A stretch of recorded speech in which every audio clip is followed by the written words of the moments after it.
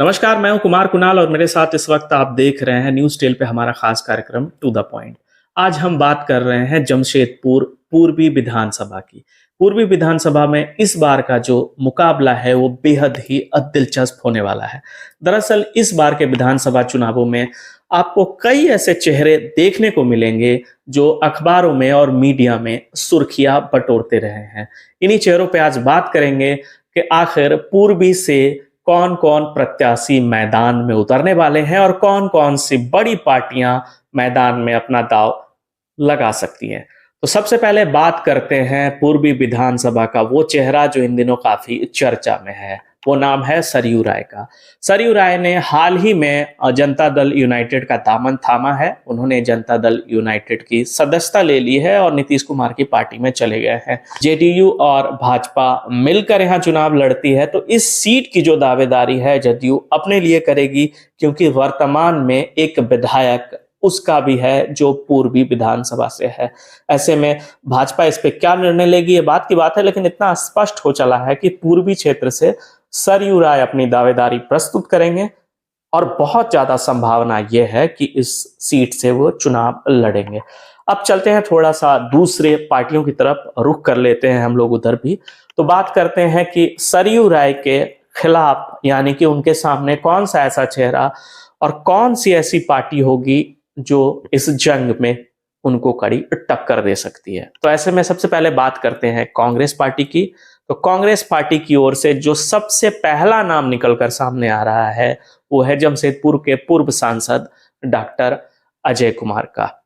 Doctor Ajay Kumar सांसद रह चुके हैं जमशेदपुर से और इन दिनों पूर्वी में उनकी सक्रियता काफी ज्यादा बढ़ गई है। जब लोकसभा के चुनाव होने वाले थे तो कांग्रेस ने इस सीट पे अपनी दावेदारी ठोकी थी और ये चर्चा भी हो रही थी और प्रयास भी हो रहा था कि कांग्रेस इस सीट से डॉक्टर अजय कुमार को उतारे, लेकिन जेएमएम के साथ गठबंधन था कांग्रेस का और ऐसे में बात नहीं बनी और ये सीट जेएमएम के खाते में चली गई। लेकिन अब जब विधानसभा चुनावों की बात आती है तो कहीं ना कहीं पहला नाम जो है कांग्रेस पार्टी से वो उभर कर जो सामने आ रहा है वो डॉक्टर अजय कुमार का है और डॉक्टर अजय कुमार की लोकप्रियता भी इस क्षेत्र में काफी है। ऐसे में पार्टी जो है सबसे पहले अगर किसी को मौका दे सकती है तो वो डॉक्टर अजय कुमार हो सकते हैं। इसी श्रेणी में एक दूसरा नाम आता है जो कांग्रेस के जिला अध्यक्ष हैं आनंद बिहारी दुबे का। आनंद बिहारी दुबे ने भी अपने स्तर से तैयारियां शुरू कर दी हैं, मेडिकल कैंप लगा रहे हैं, लोगों से जनसंपर्क अभियान चला रहे हैं उनके साथ। तो कहीं ना कहीं दावेदारी अपनी भी वो सुनिश्चित करना चाहते हैं, क्योंकि पिछले विधानसभा चुनावों में वो हालांकि पार्टी ने उन्हें कभी मौका नहीं दिया लेकिन पार्टी से हटकर वो चुनाव लड़ते रहे हैं, यानी कि कहीं ना कहीं उनकी दावेदारी भी पुख्ता होती है। अब एक जो सबसे महत्वपूर्ण पार्टी जो इस मुकाबले को पूरी तरह से त्रिकोणीय बना सकती है वो पार्टी है भारतीय जनता पार्टी। चूंकि भारतीय जनता पार्टी की ये सीट रही है और इस सीट पे पिछली बार रघुवर दास जीते थे, रघुवर दास को हरा करके ही सरयू राय ने इस सीट पे कब्जा जमाया था। तो कहीं ना कहीं इस सीट पे भाजपा अपनी दावेदारी जरूर प्रस्तुत करेगी और ऐसे में कई नाम जो हैं चर्चा का विषय बने हुए हैं इन दिनों। उन नामों में सबसे पहला जो नाम आता है वो नाम आता है अभय सिंह का। अभय सिंह भाजपा में अभी आए हैं, उससे पहले वो बाबूलाल मरांडी की पार्टी में रहे थे और उससे पहले भाजपा में रहे थे, यानी कि कहीं ना कहीं भाजपा से उनका लंबा नाता जरूर है। लेकिन जब बाबूलाल मरांडी ने भाजपा छोड़कर जेबीएम बनाई थी तो वो जेबीएम में बाबूलाल मरांडी के साथ चले गए थे और इस समय स्थिति ये है कि राज्य में जो प्रदेश अध्यक्ष हैं वो बाबूलाल मरांडी हैं और अभय सिंह बाबूलाल मरांडी के काफी करीबी कहे जाते हैं। ऐसे में अगर संभावना बनती है कि सब कुछ बाबूलाल मरांडी के हाथों में रहा तो टिकट जो मिलने की प्रबल दावेदारी है वो कहीं ना कहीं अभय सिंह के लिए हो सकती है, ऐसी संभावना जताई जा रही है। और ऐसा भी कहा जा रहा है कि अभय सिंह के लिए एक बड़ा मौका होगा, क्योंकि इस बार अगर अभय सिंह चूकते हैं तो शायद ही फिर भारतीय जनता पार्टी से उन्हें आगे कभी मौका मिल पाए। हालांकि भारतीय जनता पार्टी ने अभय सिंह को पूर्वी से कभी मौका नहीं दिया था, इस वजह से लेकर के विरोधाभास की स्थितियां भी बनती थी लेकिन इस बार जो है बाबूलाल मरांडी प्रदेश के अध्यक्ष हैं, उनके करीबी हैं अभय सिंह, तो ये उम्मीद की जा रही है और संभावना बनती है कि अभय सिंह को मौका मिल सकता है और अभय सिंह के लिए ये शायद पहली और आखिरी बार ऐसा मौका होगा कि भाजपा उन्हें दावेदार बना सकती है। इसी श्रेणी में अगर हम दूसरे नाम की बात करें तो दूसरा नाम है अमरप्रीत सिंह काले का। हालांकि अमरप्रीत सिंह काले को भाजपा ने निष्कासित किया हुआ है, इसको लेकर के पार्टी पोर्टल पे कोई खुलकर नहीं बोलना चाहता है, लेकिन इसके ठीक उल्टे हमेशा जब भी अमरप्रीत सिंह काले से मीडिया के लोग बात करते हैं या उनका कोई भी बयान आता है तो स्पष्ट तौर पे वो कहते हैं कि मुझे पार्टी से निकाला गया है या नहीं निकाला गया है इसकी जानकारी मुझे स्पष्ट तौर पे नहीं है, लेकिन मैं खुद को पार्टी का कार्यकर्ता मानता हूं।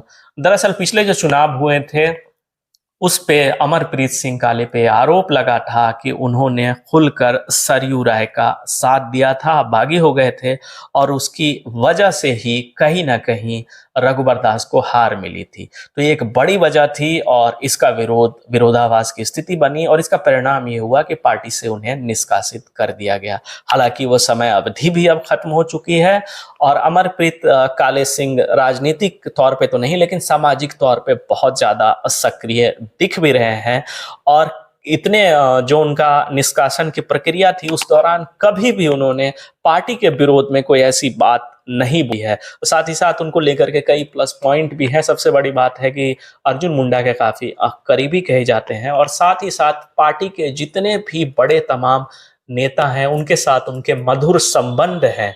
ऐसे में यह संभावना बनती है कि हो सकता है कि पार्टी वो ज्वाइन करें और पूर्वी से उन्हें टिकट दिया जाए। हम सिर्फ संभावनाओं की बात अभी कर रहे हैं। तीसरा नाम आ रहा है दिनेश कुमार का। दिनेश कुमार जिला स्तर पे पार्टी में पद पे रह चुके हैं और उनके नामों को लेकर भी चर्चा है क्योंकि रघुबर दास के करीबी भी हैं। तो ऐसे में मौका हो सकता है कि रघुबर दास अगर चुनाव नहीं लड़ते हैं तो दिनेश कुमार को आगे कर सकते हैं। एक और नाम है, चौथा नाम जो नाम है शिवशंकर सिंह का। शिवशंकर सिंह कई हिंदू संगठनों से जुड़े हुए हैं, पार्टी से जुड़े हुए हैं और कई बार इशारों में उन्होंने कहा है कि पार्टी मौका देती है तो वो पूर्वी से चुनाव लड़ेंगे। ऐसे में ये चार नाम बहुत महत्वपूर्ण हो जाते हैं। इन चार नामों के साथ एक और नाम अचानक से उभर कर सामने आता है और वो नाम थोड़ा नया होता है। दरअसल ये नाम है विजय कुमार सिंह का। विजय कुमार सिंह पूर्व आयुक्त रहे हैं कोल्हान के। हाल ही में उन्होंने भारतीय जनता पार्टी ज्वाइन की है। जब लोकसभा के चुनाव हो रहे थे तो उनके नामों की भी चर्चा हो रही थी कि किसी ऐसे चेहरे को मौका दिया जाए जो चेहरा नया हो, पढ़ा लिखा हो और एडमिनिस्ट्रेशन का नॉलेज रखता हो। तो कहीं ना कहीं उनके नामों की चर्चा हो रही थी। अब जब पूर्वी में चुनाव होने वाले हैं तो उनका नाम फिर से उछलकर सामने आ रहा है क्योंकि सामने एक पूर्व IAS ऑफिसर है, सरयू राय हैं, जो काफी पढ़े लिखे हैं। ऐसे में जो एजुकेटेड लोगों का एक समूह है, ये कह रहा है कि कहीं ना कहीं ये जो मुकाबला होगा बहुत ज्यादा एजुकेटेड लोगों का होगा और ऐसे में विजय कुमार सिंह का नाम भी उभर कर इस श्रेणी में सामने आ रहा है। तो ये पूरी संभावनाएं थी कि अगर पार्टियां अपने स्तर से चुनाव लड़ती हैं तो कौन कौन प्रत्याशी पूर्वी में हो सकते हैं। तो ये था पूरा विश्लेषण। आपको विश्लेषण कैसा लगा और मेरी इन सारी बातों में आप कितना सहमत हैं इन बातों से, क्योंकि हमने जो सारी जानकारियां और सारी बातें अभी आपको बताई हो कहीं ना कहीं हमने लोगों से फीडबैक लिया, राजनीतिक जानकारों से इस विषय में चर्चा की और सारी चीजों को इकट्ठा किया, तब आपके सामने ये चीजें प्रस्तुत कर रहे हैं। तो इस पूरी खबर पे आप क्या सोचते हैं, आपकी क्या राय है, हमें कमेंट बॉक्स में जरूर बताइए और इसी तरह के विश्लेषण के लिए देखते रहिए हमारा खास कार्यक्रम टू द पॉइंट। बेहतरीन खेतों से आती है लक्ष्मी रसोई का प्रीमियम क्वालिटी हल्दी पाउडर, जो है हल्दी के गुणों से परिपूर्ण और जो रखे आपकी सेहत का ख्याल, हर डिश की रंगत और उसकी स्वाद बढ़ाए। लक्ष्मी रसोई का प्रीमियम क्वालिटी हल्दी पाउडर आज ही घर ले आइए।